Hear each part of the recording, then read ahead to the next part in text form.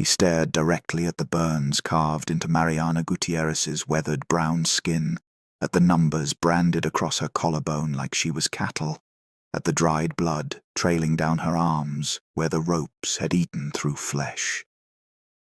His jaw tightened, his fists clenched white.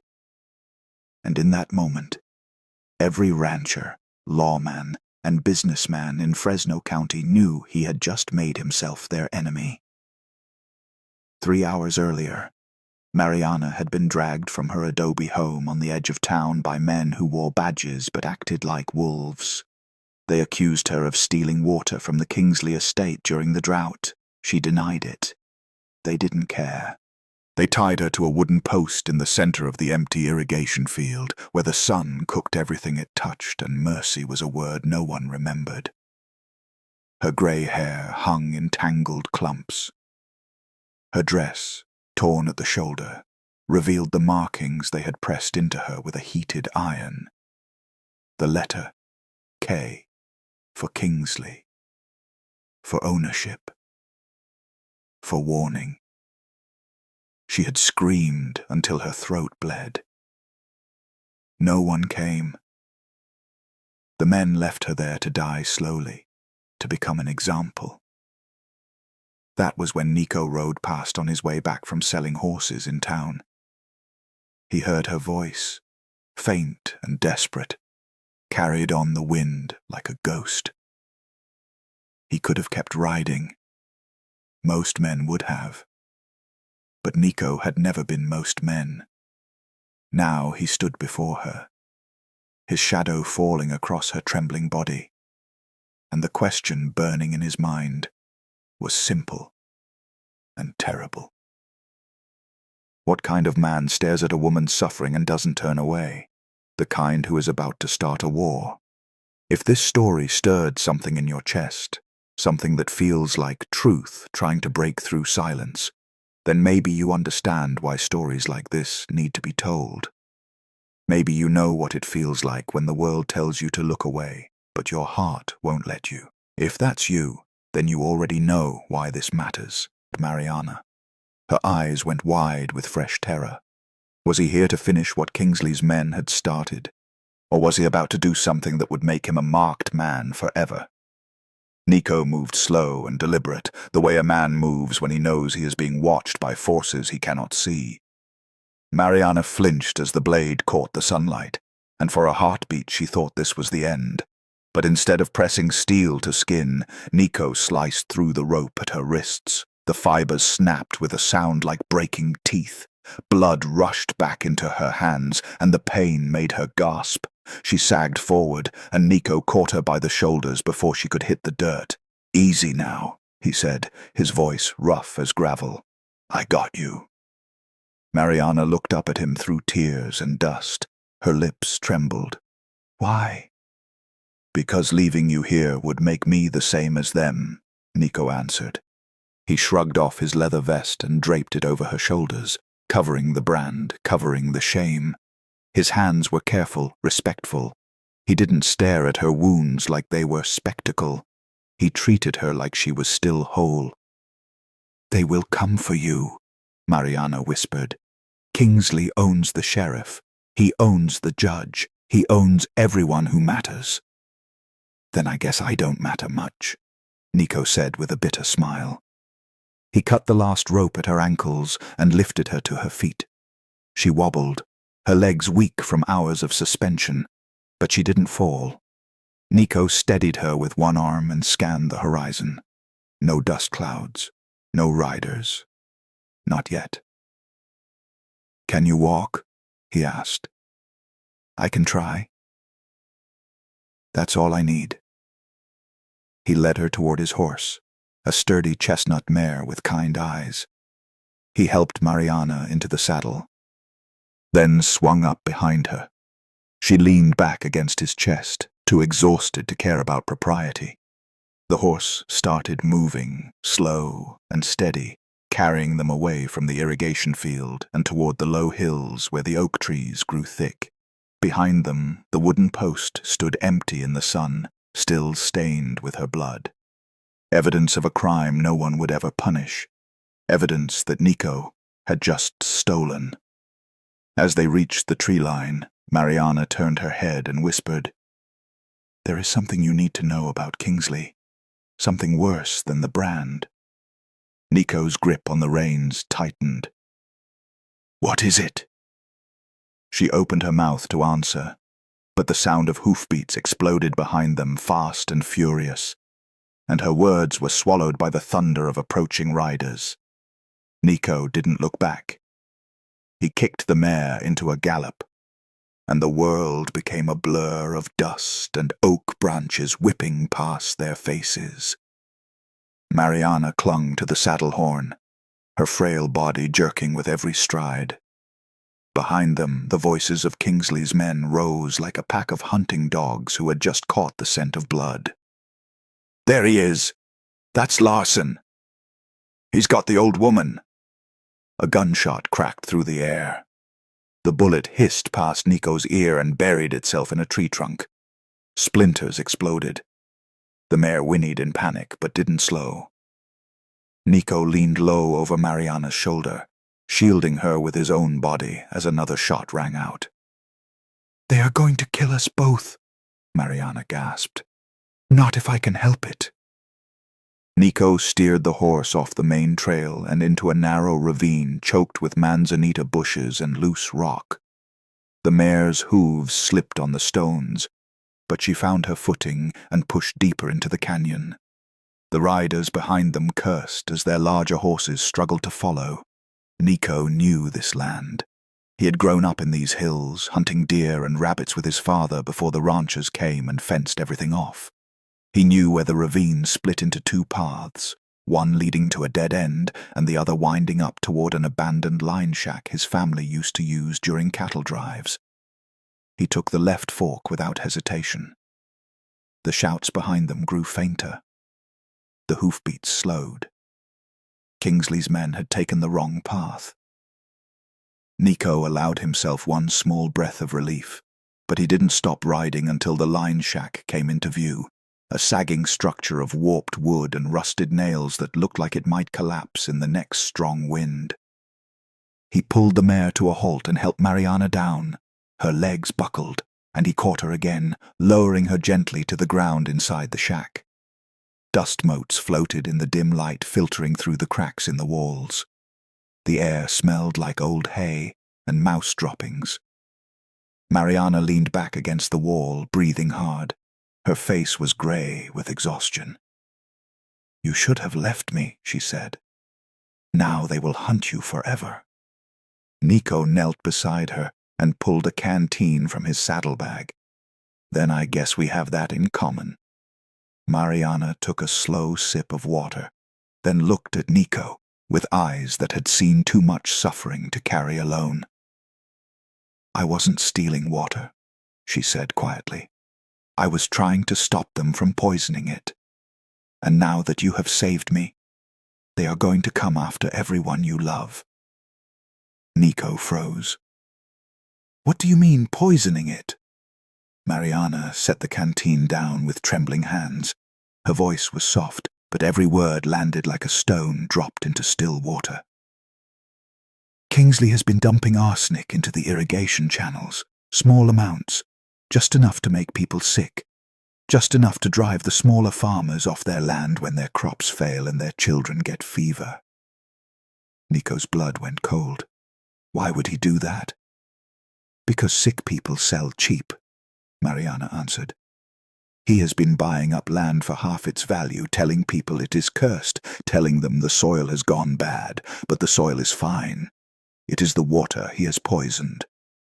Nico felt his hands ball into fists. "How do you know this?" "Because I worked in his house for 30 years, Mariana said. "I cleaned his floors, I washed his clothes. I heard him talking to his foreman late at night when they thought no one was listening. I saw the barrels in the barn marked with skulls.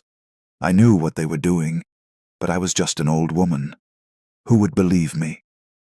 "I believe you." Mariana's eyes filled with tears. "That is why they branded me. Not because I stole water, because I threatened to tell the priest. I thought a man of God would listen. but the priest gets his wine from Kingsley's cellar, so instead of justice, I got this." She touched the burned skin on her collarbone, and Nico saw her wince. He stood and paced the small shack, his mind racing. If what Mariana said was true, then Kingsley wasn't just a ruthless rancher. He was a murderer, and the law wouldn't touch him because the law was in his pocket. "We need proof," Nico said. "Something more than your word. Something that can't be ignored." "There is proof," Mariana whispered. "In the barn. The barrels are still there. But getting to them means going back to the estate. And if Kingsley's men catch you, they won't just brand you. They will bury you in the desert, where no one will ever find your bones." Nico looked at her, this woman who had survived 6 decades of hardship and cruelty, and he made a decision that would change everything. "Then I guess I better not get caught." Mariana grabbed his wrist with surprising strength. "There is one more thing you need to know. Kingsley's men are not the only ones hunting you now. He sent word to the marshal in Sacramento.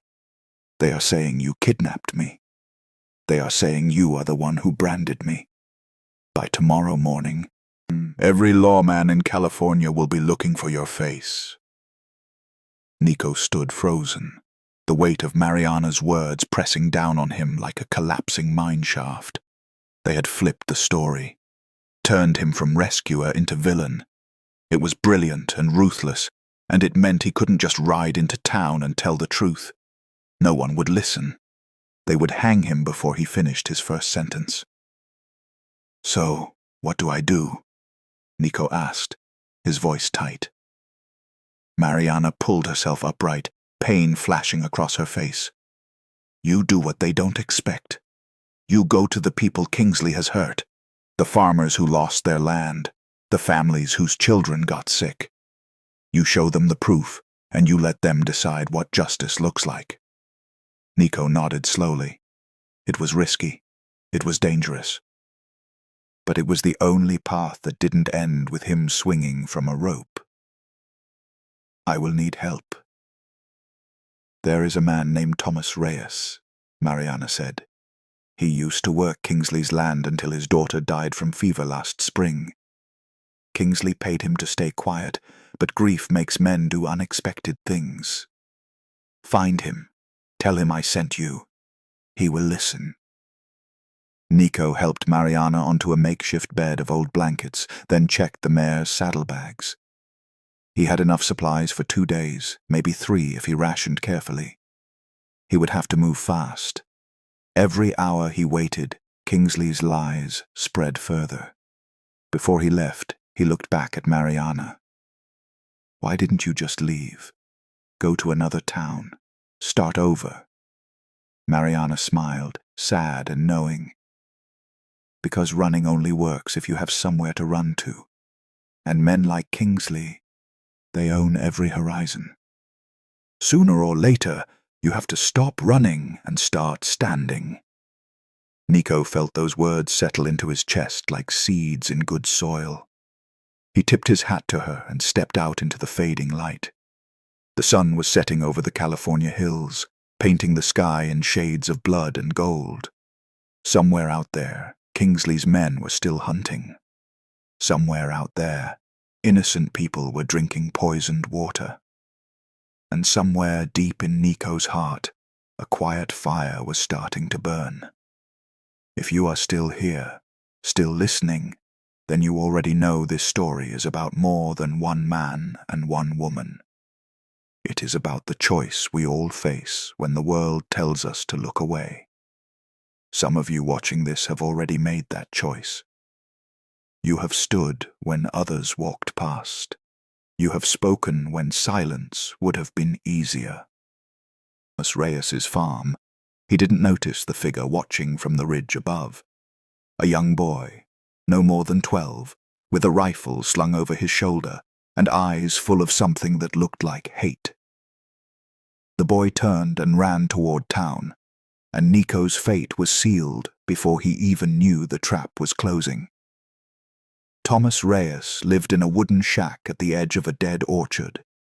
The trees stood like skeletons, their branches bare and twisted, their roots poisoned by water that should have given life. Nico approached slowly, calling out so he wouldn't get shot by a grieving man with nothing left to lose. "Thomas Reyes. Mariana Gutierrez sent me." The door creaked open. A man stepped out, lean and hollow-eyed, with a beard gone grey before its time. He held a shotgun loosely in one hand, not quite pointing it at Nico, but not quite pointing it away either. "Mariana is dead," Thomas said flatly.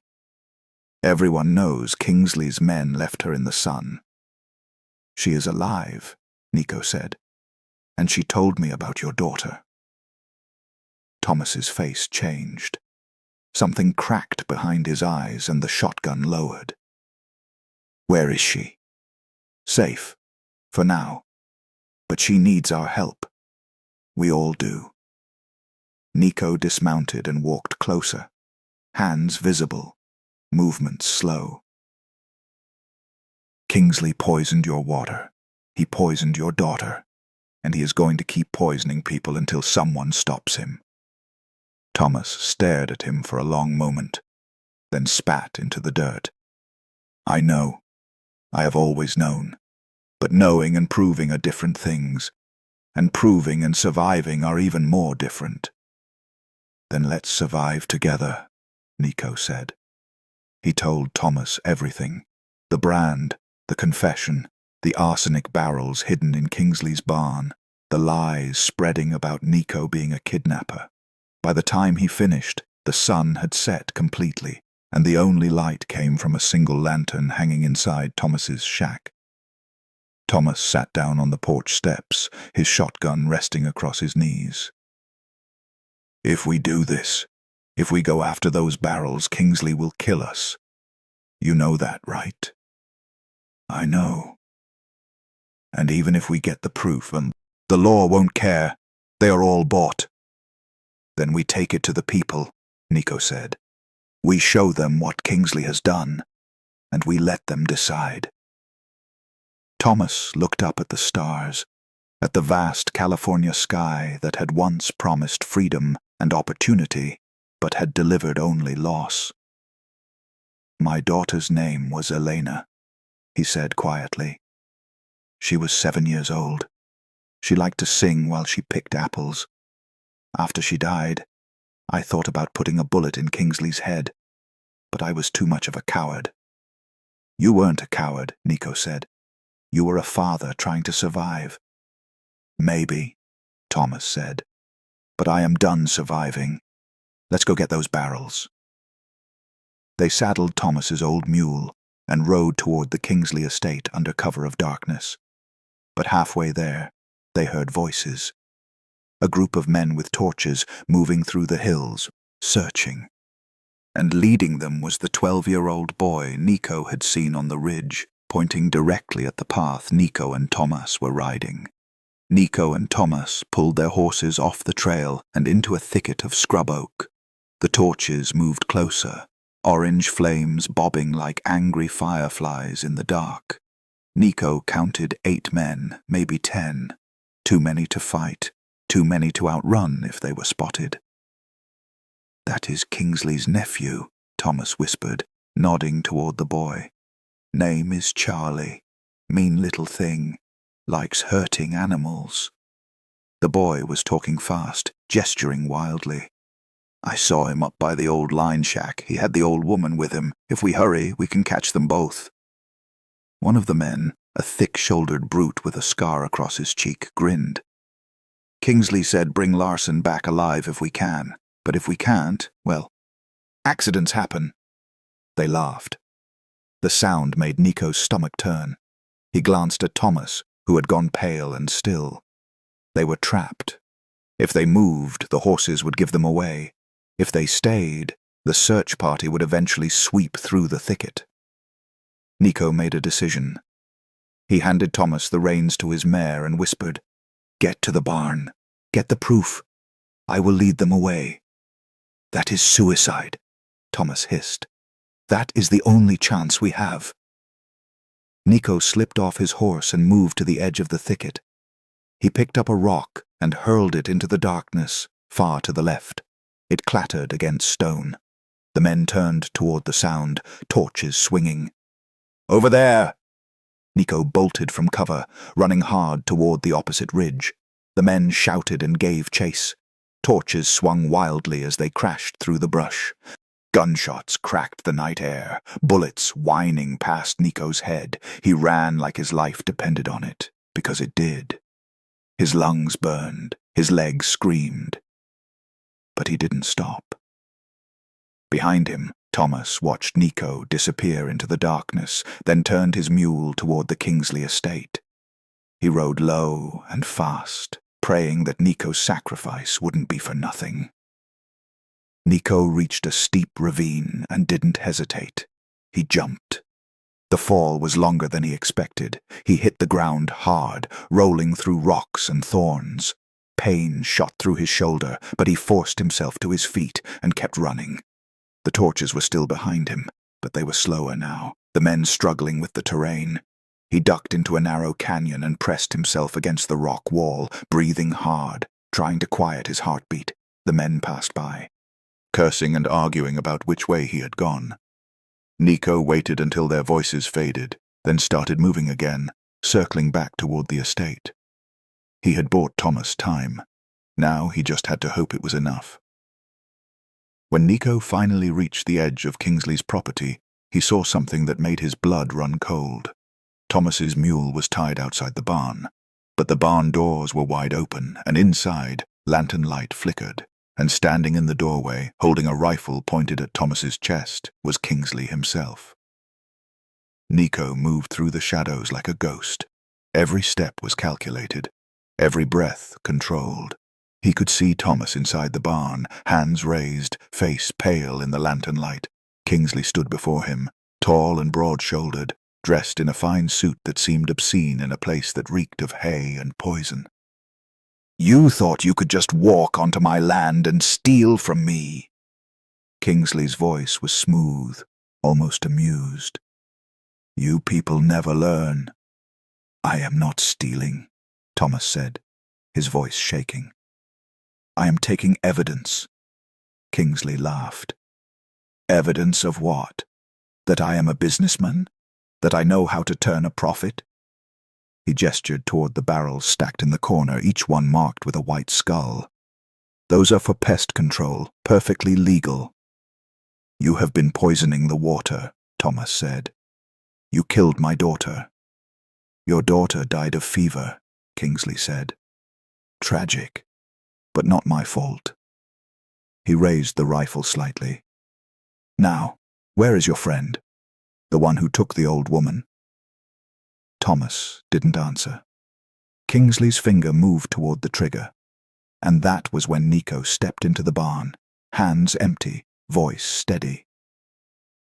"I am right here." Kingsley turned, and for just a moment surprise flickered across his face. Then he smiled. "Nico Larson, the hero, the man who thinks he can fight the whole world and win." "I am not fighting the world," Nico said. "Just you." Kingsley's smile faded. "You made a mistake coming here. I have men all over these hills. They will find you, and when they do, they will make sure you disappear." "Maybe," Nico said, "but before that happens, I am going to make sure everyone knows what you did. Every farmer, every family, every person you poisoned." Kingsley's jaw tightened. "No one will believe you." "They will believe the barrels," Nico said. He nodded toward Thomas. "Take one. Get it to town. Show people what is inside." Thomas moved toward the barrels, but Kingsley swung the rifle toward him. "Take another step and I will shoot." Nico didn't hesitate. He lunged forward, grabbing the rifle barrel and wrenching it upward. The gun went off, the shot blasting into the barn roof. Splinters rained down. Kingsley was strong, but Nico was desperate. They struggled, crashing into the barn wall, knocking over lanterns. Fire caught on the dry hay. Thomas grabbed one of the barrels and ran for the door. Smoke began to fill the barn. Kingsley drove his knee into Nico's ribs, and pain exploded through his chest. Nico's grip loosened. Kingsley ripped the rifle free and raised it to fire, and then a voice, old and firm, cut through the chaos. "Put it down, Kingsley." Everyone froze. Standing in the barn doorway, framed by firelight and smoke, was Mariana Gutierrez. She held Nico's revolver in both hands, aimed directly at Kingsley's chest. Her hands shook, but her eyes didn't. "You branded me like an animal," she said. "Now let's see if you bleed like one." Kingsley stared at Mariana, and for the first time, Nico saw fear in the man's eyes. Not fear of the gun, fear of being seen, fear that his carefully constructed empire was about to crumble because an old woman refused to die quietly. "You are making a mistake," Kingsley said, his voice low and dangerous. "The mistake was yours," Mariana replied. "You thought I was invisible. You thought I didn't matter." The fire was spreading fast, climbing the barn walls, devouring the old wood. Smoke filled the air, thick and choking. Nico coughed, his eyes watering. He grabbed Kingsley's rifle and pointed it at the man. "Get out. Now." Kingsley hesitated, then slowly backed toward the door. Mariana didn't lower the revolver. She followed him, step for step, until they were all outside in the cool night air. Behind them, the barn groaned and collapsed inward, flames shooting into the sky. Thomas stood nearby, clutching the barrel of arsenic. His face was smudged with ash, but his eyes were bright. "We have it. We have the proof." Kingsley looked at the three of them, then at the burning barn, and his face twisted into something ugly. "You think this changes anything? You think people will care? I own this town. I own the law. You are nothing." "Maybe," Nico said, "but nothing has a way of growing when people finally pay attention." In the distance, voices rose. People from the nearby farms had seen the fire and were coming to investigate. Lanterns bobbed through the darkness. Families emerged from their homes. And when they arrived and saw Kingsley standing there, saw the barrel in Thomas's hands, saw the brand on Mariana's skin, something shifted. One woman, thin and worn from years of hard work, stepped forward. "My son got sick last year. He almost died. Was that you?" A man behind her spoke up. "My crops failed. You said the land was cursed, but it wasn't the land, was it?" More voices joined. More accusations. The crowd pressed closer, anger replacing fear. Kingsley looked around, and Nico saw the moment the man realized he had lost. Not because of violence, not because of the law, because the people he had hurt for so long had finally found their voices. "You are finished," Nico said quietly. Kingsley's hands curled into fists, but there was nowhere to run. The marshal arrived an hour later, called by the crowd, and when he saw the evidence, saw the faces of the families Kingsley had poisoned, even he couldn't ignore it. As Kingsley was led away in chains, he turned and looked at Nico one last time. "You think you won?" he hissed. "You just started a war you can't finish. I have friends, powerful friends, and they will come for you. All of you." Nico watched him go, and a cold certainty settled over him. This wasn't over. Not by a long way. 3 weeks later, Nico stood on Mariana's porch, watching the sun rise over the California hills. The land looked different now. The irrigation channels were being drained and cleaned. The families who had lost their farms were starting to rebuild. Thomas had planted new apple trees in his dead orchard, small saplings that would take years to grow, but represented something bigger than fruit. Mariana sat in a rocking chair, her hands wrapped around a cup of coffee. The brand on her collarbone was healing. but it would always be there. A scar. A reminder. She didn't try to hide it anymore. "Kingsley's trial starts next week," she said. Nico nodded. "Think they will convict him?" "I think enough people saw the truth that they won't have a choice." She sipped her coffee. "But you were right. It is not over. His friends are already spreading lies, saying we planted the arsenic, saying you forced me to testify." Nico had heard the rumors. He had seen the way some people looked at him now with suspicion instead of gratitude. The powerful did not like losing, and they did not forgive the people who beat them. "So, what do we do?" Thomas asked. He had joined them on the porch, his shotgun leaning against the wall. "We keep telling the truth," Nico said. "We keep standing, because the moment we stop, they win." Mariana set down her coffee and looked at Nico with eyes that had seen too much suffering but had not lost their fire. "You did something no one else would do. You looked at me when everyone else turned away. You saw me when they wanted me invisible. That is not a small thing." "It was the only thing," Nico said. The sun climbed higher, spilling gold across the fields. Somewhere in the distance, a church bell rang. Families were gathering for Sunday service, and the priest was going to talk about justice, not the kind that came from money or power, but the kind that came from standing together. Nico thought about the boy who had led Kingsley's men to him. He had learned later that Charlie's father worked for Kingsley, that the boy had been taught to see the world in terms of who owned what. Maybe he would learn different now. Maybe not. But at least he would have the chance.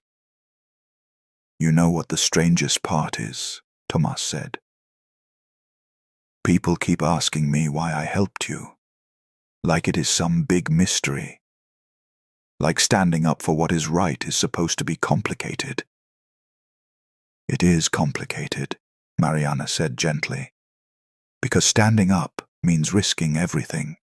Your safety, your reputation, your life. Most people are not willing to pay that price." "Then most people are living half a life," Nico said. They sat together in comfortable silence. Three people who had been strangers a month ago and were now bound by something deeper than blood. They had looked at suffering and refused to turn away. They had stood when the world told them to kneel, and in doing so, they had reminded everyone watching that courage was not the absence of fear. It was the choice to act despite it. If you made it this far, you already know this story was never about one man saving one woman. It was about the moment we all face when we see something wrong and have to choose. Do we look away because it is easier, or do we keep staring even when they tell us not to, and do the thing that needs doing? You are here because something in you knows the answer. You are here because you have felt that pull, that quiet voice that says someone has to stand. If that is true, then maybe this is the moment you decide to be part of something bigger than yourself. Hit subscribe, not because it helps me, because it tells the algorithm that stories about courage matter more than stories about comfort. And drop one last comment telling me where you are watching from, because every single one of you is proof that people still care about doing the right thing, even when the world makes it hard. The trial